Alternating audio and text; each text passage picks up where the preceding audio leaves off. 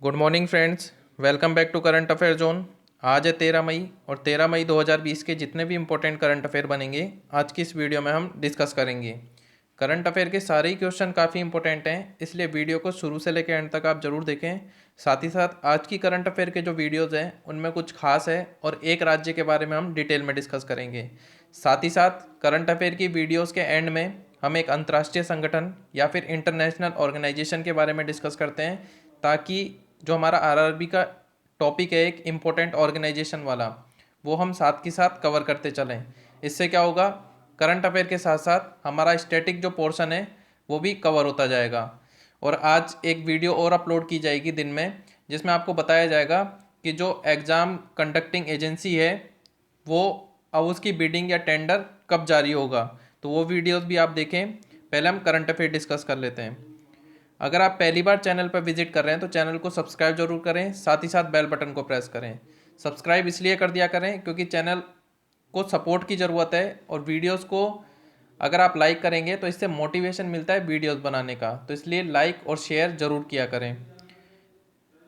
बात करें corona graph की, तो कोरोना ग्राफ में अभी तक अमेरिका सबसे ऊपर बना हुआ है, लेकिन आप क्या करें, इंडिया की लोकेशन देखा करें। धीरे धीरे इंडिया क्या कर रहा है, ग्राफ में ऊपर बढ़ता हुआ जा रहा है। कल हमने डिस्कस किया था कि इंडिया के जस्ट नीचे क्या है, कनाडा, और आज हम देखेंगे इंडिया के जस्ट नीचे क्या है, पेरू। मतलब इंडिया धीरे धीरे इंक्रीज करता जा रहा है अपने कोरोना ग्राफ को। कल हमने देखा था लगभग 2300 लोगों की मौत हो गई थी, और आज आप देखेंगे कि पिछले 24 घंटे में लगभग 115 लोगों की मौत हो गई है, और भारत का आंकड़ा पहुंचा है 2415।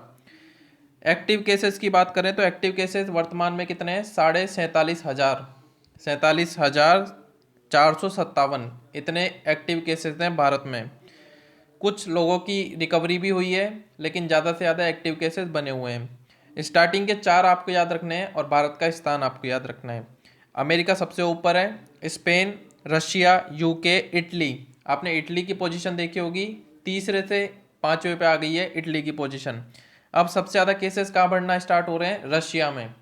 तो इस चीज़ को भी आप याद रखें। तो अभी भी आपको लॉकडाउन का पालन करना है, और बाहर निकले तो मास्क लगाकर निकलें, सैनिटाइजर्स या साबुन का उपयोग करें। चलिए स्टार्ट करते हैं आज का करंट अफेयर।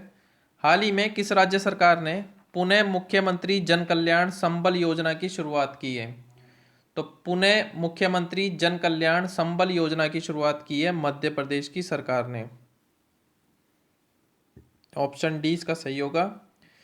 अब ये क्यों स्टार्ट करी गई है, तो आपको करंट अफेयर के इस क्वेश्चन से ही पता चल गया होगा कि मध्य प्रदेश के जो मुख्यमंत्री बने हैं फिर से, वो बने हैं शिवराज सिंह चौहान। लगभग 1 साल का कार्यकाल रहा कमलनाथ का, उसके बाद से फिर से अविश्वास प्रस्ताव लाकर कौन बने हैं, शिवराज सिंह चौहान। जो मुख्यमंत्री जन कल्याण संबल योजना थी, ये पिछले कार्यकाल में शिवराज सिंह चौहान की चलाई गई थी। और इसमें क्या होता था कि अगर कोई महिला, अगर वो अपने प्रेग्नेंट है और डिलीवरी में जा रही है, तो पहले उसको डिलीवरी से पहले 4,000 रुपये दिए जाते थे, और डिलीवरी के बाद उसको 12,000 रुपये का चेक दिया जाता था। तो ये थी, और इस तरह की जो मजदूरों के लिए चलाई गई योजनाएं थी, तो वो योजनाएं थी मुख्यमंत्री जन कल्याण संबल योजना में। तो ये इंपॉर्टेंट क्वेश्चन है और मध्य प्रदेश का क्वेश्चन है, तो मध्य प्रदेश के बारे में आज हम डिटेल में डिस्कस करेंगे। वीडियो इंपॉर्टेंट रहेगा, शुरू से लेकर एंड तक आप जरूर देखें। हाल ही में कोरोना वायरस के कारण जो योजनाएं स्टार्ट करी गई हैं मध्य प्रदेश की, तो पहली योजना है जीवन अमृत योजना। जीवन अमृत योजना पहली योजना, याद रखें। सारी की सारी पीडीएफ में मेंशन मिलेंगी। अगर आप व्हाट्सएप ग्रुप पे ज्वाइन नहीं करे हैं अभी तक, तो कॉन्टैक्ट नंबर अपना दे सकते हैं कमेंट बॉक्स में, आपको व्हाट्सएप ग्रुप पे ज्वाइन कर लिया जाएगा। वहाँ से पीडीएफ में आप डिटेल में पढ़ सकते हैं। दूसरी योजना, पहले बात करें जीवन अमृत योजना, ये क्यों स्टार्ट करी गई, तो इम्यूनिटी बढ़ाने के लिए लोगों को एक टीचिंग दी गई, मतलब लोगों को निर्देश दिए गए कि आप किस तरह से इम्यूनिटी बढ़ा सकते हैं, तो वो योजना थी जीवन अमृत योजना। इसी से रिलेटेड दूसरी योजना क्या थी, जीवन शक्ति योजना। जीवन शक्ति योजना, शॉर्ट फॉर्म में लिख रहा हूँ क्योंकि बड़ा हो जाएगा खूब। इसमें क्या है, जो शहरी क्षेत्रों में महिलाएं रहती हैं वो मास्क बनाएंगी, और सरकार उनसे एक मास्क 11 रुपये में खरीदेगी, ताकि उनका भी रोजगार चलता रहे, और जो महंगाई है उसमें जो पैसे है उसकी किल्लत ना पड़े। तो इसके लिए सरकार ने ये पहल अपनाई, जीवन शक्ति योजना। साथ ही साथ जो विद्यार्थी हैं उनकी पढ़ाई का लॉस ना हो, इसके लिए टॉप पेरेंट योजना या टॉप पेरेंट ऐप स्टार्ट किया गया, ताकि विद्यार्थी इसमें से पढ़कर तैयारी कर सकें। साथ ही साथ एक योजना बुजुर्गों के लिए भी स्टार्ट की गई। बुजुर्गों के लिए कौन सी की गई? संकल्प योजना। संकल्प योजना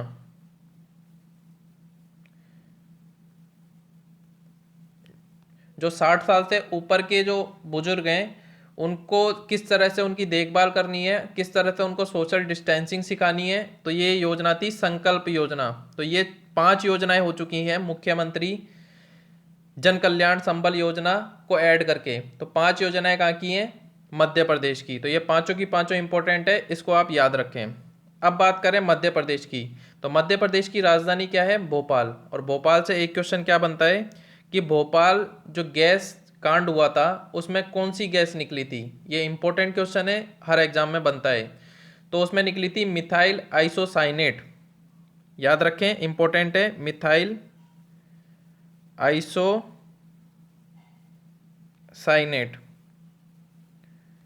साथ ही साथ कंपनी का नाम इंपॉर्टेंट है। कंपनी कौन सी थी? ये यूनियन कार्बाइड।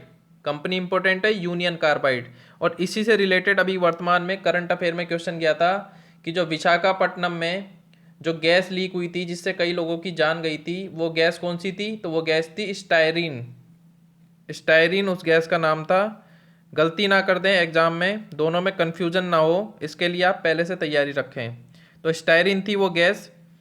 अब बात करें मुख्यमंत्री कौन है, तो मुख्यमंत्री शिवराज सिंह चौहान बने हैं। गलती से भी या फिर ज़्यादा प्रेशर में कमलनाथ को टिक ना कर दें एग्जाम के अंदर, क्योंकि इस तरह के क्वेश्चन ही ऐसे पूछे जाते हैं जहाँ पे आदमी जल्दी से जल्दी गलती करने की चांसेस बनते हैं। तो शिवराज सिंह चौहान फिर से बने हैं मुख्यमंत्री। राज्यपाल कौन है? तो राज्यपाल वही है, लालजी टंडन। राज्यपाल का कार्यकाल राष्ट्रपति के द्वारा निर्धारित किया जाता है और उसको हटाने की प्रक्रिया जो होती है वो राष्ट्रपति के सेम प्रक्रिया होती है और महाभियोग के द्वारा ही हटाया जाता है। तो इसलिए राज्यपाल वही बने हुए हैं, लालजी टंडन। अब इम्पोर्टेंट क्या है मध्य प्रदेश में?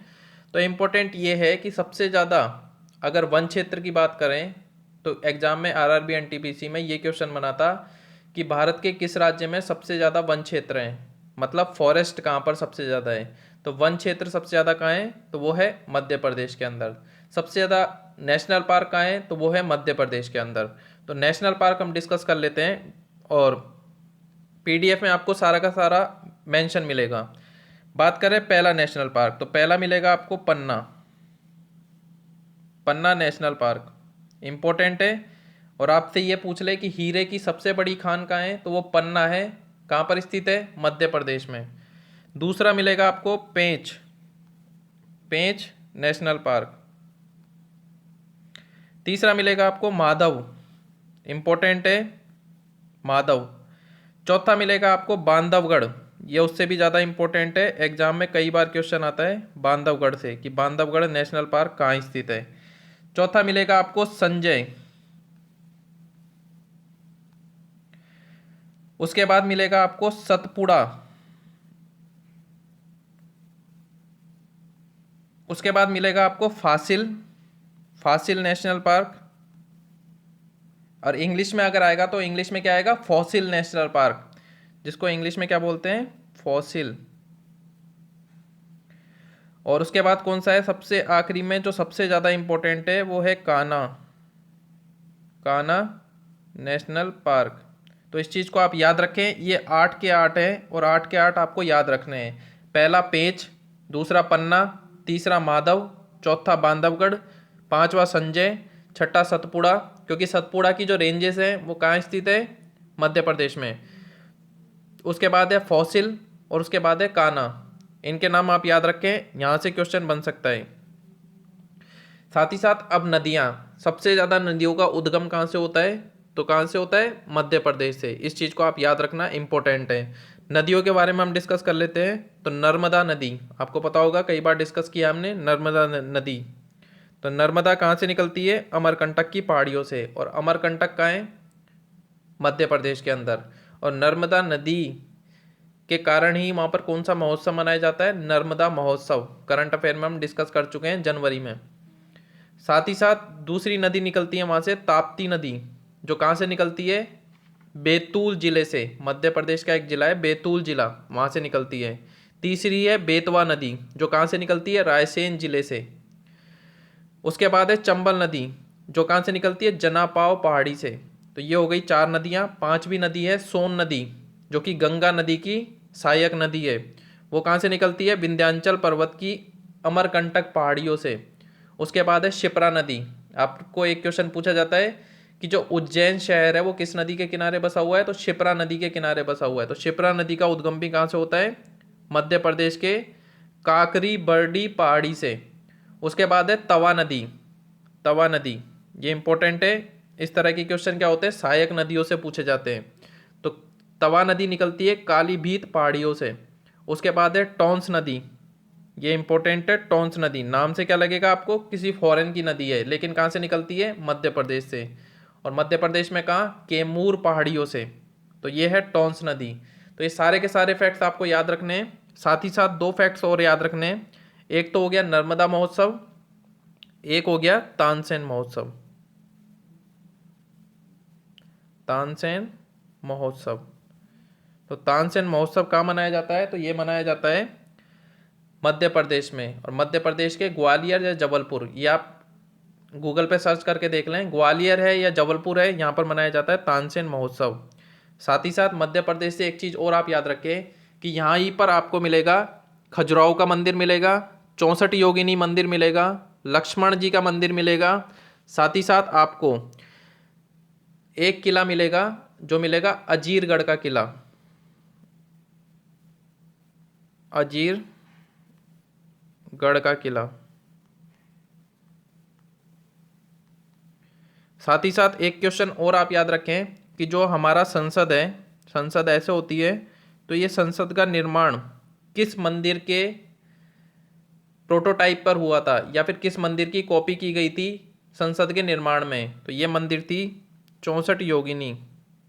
इसका नाम आप याद रखें, अगर क्वेश्चन बन जाए तो आप कर सकेंगे। 64 योगिनी मंदिर है मध्य प्रदेश में। तो इसी की तर्ज पर क्या बनाए गए थे, हमारी संसद बनाई गई थी। तो इसका नाम आप याद रखें, इंपॉर्टेंट है। और मुख्यमंत्री जन कल्याण संबल योजना कहाँ की है, मध्य प्रदेश की। पीडीएफ में आपको डिटेल में मिलेगा, सारा का सारा जो मेंशन है वो कर दिया गया है, ताकि आपको कोई भी परेशानी ना हो। और अगर आपको वीडियो पसंद आ रही हो तो वीडियो को लाइक ज़रूर किया करें, इससे मोटिवेशन मिलता है वीडियोस बनाने का। हाल ही में भारत के प्रधानमंत्री नरेंद्र मोदी जी ने कोरोना वायरस से प्रभावित हुई अर्थव्यवस्था को फिर से पटरी पर लाने के लिए कितने आर्थिक पैकेज की घोषणा की है। आप सभी ने सुना होगा, कल रात को 8 बजे जब मोदी जी आए थे तो उन्होंने 20 लाख करोड़ रुपए, अभी तक भारत का सबसे बड़ा अमाउंट आर्थिक पैकेज के रूप में जारी किया है।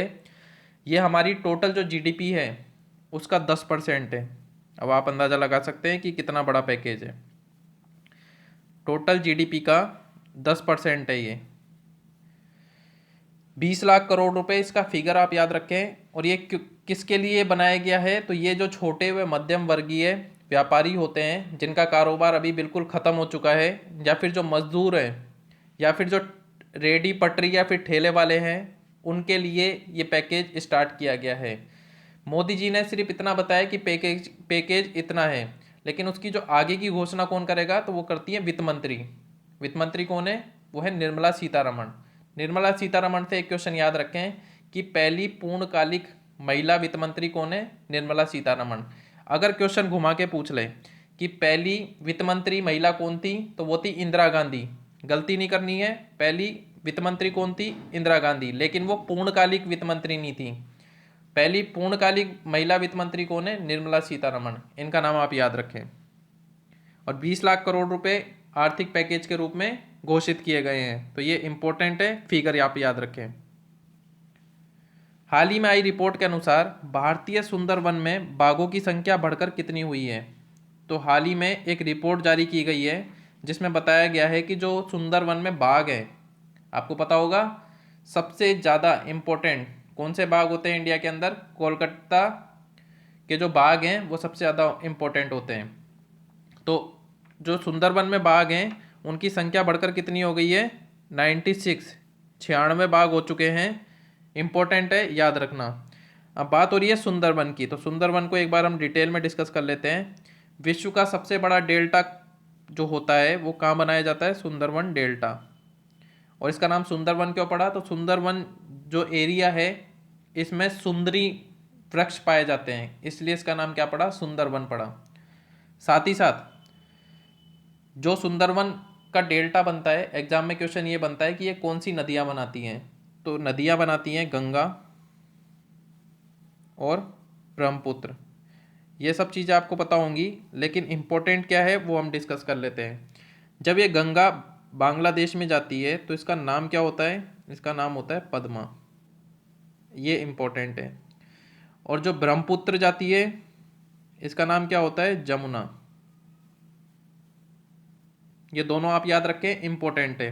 टाइपिंग में इसलिए मिस्टेक हो रही है क्योंकि स्क्रीन छोटी रहती है और फिंगर से टाइप करना पड़ता है, इसलिए थोड़ा सा हैंड राइटिंग इतनी अजीब सी होती है। लेकिन कुछ दिन बाद क्या होगा, एक टैबलेट परचेज कर लिया जाएगा जिसकी स्क्रीन बड़ी होगी और उसके साथ वो की पॉइंट आएगा, जो पेन आता है उससे टाइप करेंगे तो आसानी से अच्छे से टाइप होगा। तो अभी आप मैनेज करिए। गंगा की जो बांग्लादेश में बोला जाता है गंगा को, वो बोला जाता है पद्मा, और जो ब्रह्मपुत्र को बोला जाता है वो बोला जाता है जमुना। अब इन दोनों की जो धारा बनती है उससे सुंदरवन का निर्माण होता है, डेल्टा का। और वो धारा अगर आगे जाती है दोनों मिलके तो उसको बांग्लादेश में क्या बोला जाता है? मेघना। इसको भी आप याद रखें, ये इंपॉर्टेंट है। मेघना बोला जाता है इन दोनों की धारा अगर मिक्स होकर आगे जाती है तो। अब पश्चिम बंगाल में ये है सुंदरवन डेल्टा, लेकिन क्या पूरे पश्चिम बंगाल में पूरा सुंदरवन डेल्टा है? नहीं। एग्जाम में क्वेश्चन अगर बने कि पश्चिम बंगाल में सुंदरवन डेल्टा का कौन सा भाग है, तो दक्षिणी पश्चिम भाग है पश्चिम बंगाल में। इस चीज़ को भी आप याद रखें, एक भाग है दक्षिणी पश्चिम भाग। तो ये भाग है कहाँ पे? पश्चिम बंगाल में। कैसे समझेंगे? तो ऐसे समझेंगे, ये हो गया ईस्ट, ये हो गया नॉर्थ, ये हो गया साउथ और ये हो गया वेस्ट। तो पश्चिम बंगाल दक्षिण पश्चिम बोल रहा है, तो ये वाला हिस्सा कौन सा है? पश्चिम बंगाल का। बाकी ये तीन हिस्से कहाँ हैं? ये तीन हिस्से हैं बांग्लादेश में। तो इस चीज़ को आप याद रखें। बांग्लादेश और भारत के बीच में सुंदरवन डेल्टा के लिए एक विवाद भी चल रहा है। सुंदरवन डेल्टा बांग्लादेश अपना बताता है और भारत का एक हिस्सा भारत अपना बताता है, तो इसके लिए दोनों में विवाद भी है। अब ये विवाद क्यों है? तो सुंदरवन डेल्टा की जो मिट्टी है वो दलदली है, और दलदली मिट्टी में क्या होता है? सबसे ज़्यादा मछलियाँ होती हैं और सबसे ज़्यादा पेट्रोलियम है वहाँ पर। तो इसलिए दोनों देश आपस में इस चीज़ पे विवाद कर रहे हुए हैं, भारत और बांग्लादेश। अब बात हो रही है पश्चिम बंगाल की, तो पश्चिम बंगाल को हम डिस्कस कर लेते हैं। पश्चिम बंगाल की राजधानी क्या है? कोलकाता। कोलकाता से एक क्वेश्चन ये बनता है कि कोलकाता किस नदी के किनारे बसा हुआ है, तो कोलकाता बसा हुआ है हुगली नदी के किनारे। मुख्यमंत्री कौन है? ममता बनर्जी। राज्यपाल कौन है? जगदीप धनखड़। इनका नाम आप याद रखें राज्यपाल का। अभी वर्तमान में काफ़ी लड़ाई हो रही है सीएम और गवर्नर के बीच में। तो मैंने पहले भी जब सीजीएल का पेपर हुआ था तब बताया था आरिफ मोहम्मद खान का नाम, तो वो आरिफ मोहम्मद खान का नाम एग्जाम में पूछ लिया गया था। तो अभी आपको पश्चिम बंगाल के गवर्नर का नाम आपको याद रखना है, इंपॉर्टेंट है, चर्चा में बने हुए हैं। तो गवर्नर हैं जगदीप धनखड़। साथ ही साथ एक चीज़ याद रखें कि सब्जी उत्पादन में शीर्ष पर कौन सा राज्य है? सब्जी उत्पादन में पश्चिम बंगाल। इस चीज़ को आप याद रखें, इंपॉर्टेंट क्वेश्चन है। और साथ ही साथ फल उत्पादन में कौन सा देश था, कौन सा राज्य था? फल उत्पादन में है आंध्र प्रदेश। इस चीज़ को आप याद रखें, इंपॉर्टेंट है। और 96 बाघों की संख्या हो चुकी है सुंदरवन में। हाल ही में किस देश ने मिशन सागर शुरू किया है? इंपॉर्टेंट क्वेश्चन है। क्या इंपॉर्टेंट है वो बताते हैं। ये स्टार्ट किया है भारत देश ने, आप सभी को पता होगा। कम से कम भारत की न्यूज़ आपको याद होनी चाहिए कि अगर एग्जाम में क्वेश्चन बने तो भारत के क्वेश्चन तो आप कम से कम सही कर सकें। तो मिशन सागर शुरू किया है भारत ने। तो इसमें क्या होगा कि जो आस पड़ोस के जो गरीब देश हैं भारत के, जो कौन कौन से हैं? मालदीव हो गया, मेडागास्कर हो गया, सेशेल्स हो गया, कोमोरोस हो गया। तो ये कौन से देश हैं जो थोड़े से आर्थिक हालात में गरीब देश हैं? तो इनके लिए खाना और दवाई सप्लाई करेगा भारत। और किस मिशन के तहत? तो मिशन सागर है ये, इसके तहत पानी से जहाज जाएगा। कौन सा? आईएनएस केसरी। आईएनएस केसरी जाएगा और केसरी रवाना भी हो गया है। जो कितना टन खाना लेके गया है? 580 टन खाना लेके गया है मालदीव के अंदर। तो ये भारत का मिशन सागर है जो खाना और दवाइयाँ ये पहुँचाने का काम कर रहा है, जो आस पड़ोस में आर्थिक हालात से ख़राब देश है। तो काफ़ी इंपॉर्टेंट है मिशन सागर, इस चीज़ को आप याद रखें। हाल ही में फियर ऑफ गॉड पुस्तक लॉन्च हुई है, उसके लेखक कौन है? तो फियर ऑफ गॉड पुस्तक लॉन्च हुई है, उसके लेखक है बॉम देवराज चंद्रवर्धन।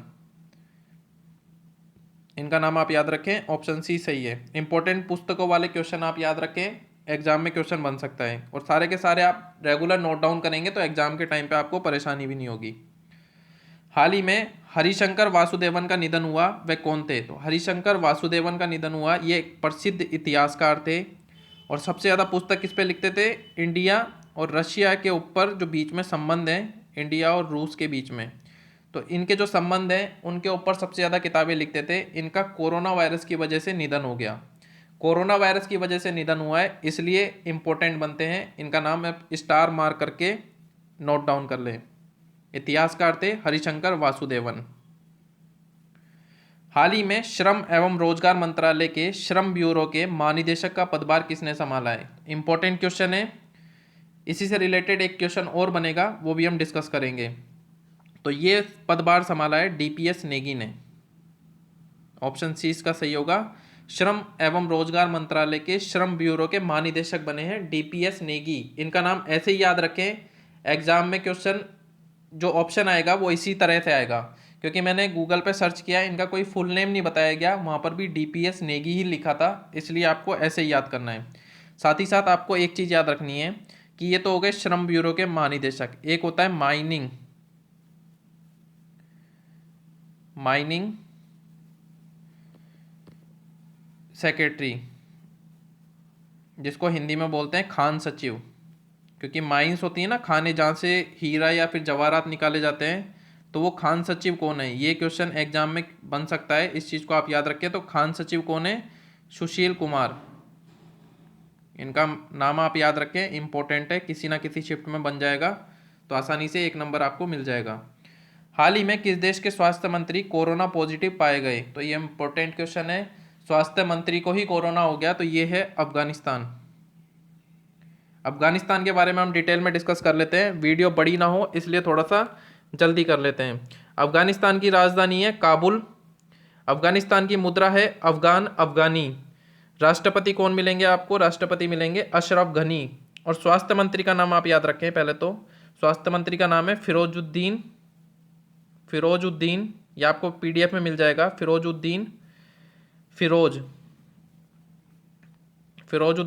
इनका नाम है स्वास्थ्य मंत्री का। साथ ही साथ आपको एक चीज़ याद रखनी है अफगानिस्तान के बारे में, सबसे इंपॉर्टेंट जो है आरआरबी एनटीपीसी से, कि अफगानिस्तान की संसद का नाम क्या है? अफगानिस्तान की संसद का नाम क्या है? तो संसद का नाम है शोरा। इंपॉर्टेंट है, याद रखनी है, शोरा है अफगानिस्तान की संसद का नाम। साथ ही साथ अफगानिस्तान और पाकिस्तान के बीच में जो सीमा रेखा है वो कौन सी है? डूरंड लाइन है, या फिर रेखा बोल सकते हैं। तो ये इंपॉर्टेंट फैक्ट्स है अफगानिस्तान से, तो याद रखें। अफगानिस्तान हमारा पड़ोसी कंट्री है, अफगानिस्तान से भारत भी अपनी सीमा साझा करता है लगभग 106 किलोमीटर की। सबसे कम जो साझा करता है भारत किसी देश से सीमा, तो वो अफगानिस्तान की है, और सबसे ज़्यादा किससे सीमा साझा करता है? तो वो करता है बांग्लादेश से, लगभग 4300 किलोमीटर की साझा करता है बांग्लादेश से। तो ये दोनों क्वेश्चन भी आप याद रखें। हाल ही में FIH या फिर अंतर्राष्ट्रीय हॉकी फेडरेशन के अध्यक्ष नरेंद्र बत्रा का कार्यकाल कितना बढ़ाया गया है? तो FIH आपको पता होगा इंटरनेशनल हॉकी फेडरेशन है, तो इसके जो अध्यक्ष हैं वर्तमान में वो है नरेंद्र बत्रा। ये भारतीय मूल के हैं, तो इनका कार्यकाल अभी कितना बढ़ाया गया है? 1 वर्ष का बढ़ाया गया है। इंपॉर्टेंट क्वेश्चन है, इस तरह की क्वेश्चन भी एग्जाम में बनते हैं। ये है नरेंद्र बत्रा, भारतीय मूल के हैं, FIH के अध्यक्ष हैं, इनका कार्यकाल 1 साल के लिए बढ़ाया गया है। अब बात करें FIH की, क्योंकि हम हर दिन एक अंतर्राष्ट्रीय संगठन के बारे में डिस्कस करते हैं, तो आज FIH के बारे में डिस्कस करेंगे। इंग्लिश में इसका फुल नेम होगा इंटरनेशनल हॉकी फेडरेशन, लेकिन हिंदी में क्या बोलेंगे? अंतर्राष्ट्रीय हॉकी संघ। स्थापना कब हुई थी? 7 जनवरी 1924 को। और कहाँ पर हुई थी? पेरिस में, फ्रांस में। ये इंपॉर्टेंट है, कई बार क्या होता है कि स्थापना पूछ लेता है। जैसे कि एक बार क्या हुआ था, मेरे एग्जाम की शिफ्ट में ये क्वेश्चन पूछा गया था कि फीफा की स्थापना कहाँ पर हुई थी? तो मुझे वहाँ से क्वेश्चन ये लग रहा था कि फीफा का हेडक्वार्टर क्यों नहीं पूछ रहा, क्योंकि फीफा का हेडक्वार्टर ज्यूरिक में है, और जो स्थापना पूछ रहा था उसमें सारे के सारे ऑप्शन में कहीं ज्यूरिक स्विट्जरलैंड था ही नहीं। तो उसमें ये कन्फ्यूजन हो रहा था क्योंकि वहाँ पर दे रखा था फ्रांस, इटली, ब्राज़ील, और ये तीनों की तीनों कंट्रियाँ फुटबॉल के क्षेत्र में काफ़ी अच्छी मानी जाती हैं, तो वहाँ पर इस चीज़ का कन्फ्यूजन हो रहा था। तो आपको स्थापना कहाँ पर हुई है ये भी याद रखना है और मुख्यालय भी याद रखना है। तो स्थापना हुई थी पेरिस फ्रांस में, और मुख्यालय कहाँ है, लोसाने स्विट्जरलैंड में। अध्यक्ष आपको पता ही है, नरेंद्र बत्रा हैं। सीईओ का नाम आप याद रखें, थियरी बिल, ये इंपॉर्टेंट है ऑर्गेनाइजेशन का। साथ ही साथ धीरे धीरे हम क्या करेंगे, जो टेबल टेनिस के ऑर्गेनाइजेशन है, फुटबॉल के ऑर्गेनाइजेशन है, क्रिकेट के ऑर्गेनाइजेशन है, जैसे आईसीसी हो गया, तो इसके बारे में भी हम डिटेल में डिस्कस करेंगे। अंतर्राष्ट्रीय संगठन खत्म हो जाएगा, उसके बाद क्या करेंगे हम, भारतीय संगठन, जैसे बीसीसीआई हो गया, आरबीआई हो गया, सिडबी, सेबी, नाबार्ड, इस तरह के जो होंगे उनके बारे में डिस्कस करेंगे, ताकि हमारा जो 2 टॉपिक कंप्लीट होंगे इससे। साथ ही साथ उसके बाद क्या करेंगे हम, गवर्नमेंट की जो स्कीम्स हैं, जो योजनाएं चालू करी है गवर्नमेंट ने 2019 और 20 में, वो सारी की सारी हम डिस्कस करेंगे। तो आप ऐसे ही चैनल पर बने रहें, अपने फ्रेंड्स को या रिलेटिव्स को भी चैनल के बारे में सजेस्ट करें, ताकि ज़्यादा से ज़्यादा लोग चैनल से जुड़े रहेंगे, तो पढ़ाई करने में आसानी भी रहेगी। बाद में आप करंट अफेयर डिस्कस भी कर सकते हैं, तो इससे क्या होगा, आपके जो मार्क्स हैं 5 या 6 नंबर, वो आसानी से इंक्रीज हो जाएंगे, और ये 5 या 6 नंबर जब नॉर्मलाइजेशन पे आएंगे तो लगभग 10 या 11 नंबर बढ़ाएंगे। तो इसलिए चैनल के साथ बने रहें। वीडियो अगर पसंद आती है तो वीडियो को लाइक ज़रूर किया करें, शेयर किया करें आपके फेसबुक, व्हाट्सअप या फिर टेलीग्राम पे कोई स्टडी ग्रुप हो तो, और साथ ही साथ सपोर्ट किया करें चैनल को। और अगर आपने अभी तक सब्सक्राइब नहीं किया है तो प्लीज़ सब्सक्राइब कर दें, बेल बटन को प्रेस करना ना भूलें, क्योंकि बेल बटन प्रेस करेंगे तभी आपके पास नोटिफिकेशन आएगा। तो मिलते हैं नेक्स्ट वीडियोज़ में। और आज दिन में जो वीडियोज़ आएगी रेलवे के जो टेंडर के थ्रू जो न्यूज़ आई है, वो सारी की सारी हम डिस्कस करेंगे वीडियो के माध्यम से। तो वहाँ से आपको पता चल जाएगा कि टेंडर का जो टाइम है वो कितना बड़ा है। तो मिलते हैं नेक्स्ट वीडियोज़ में, तब तक के लिए जय हिंद, जय भारत।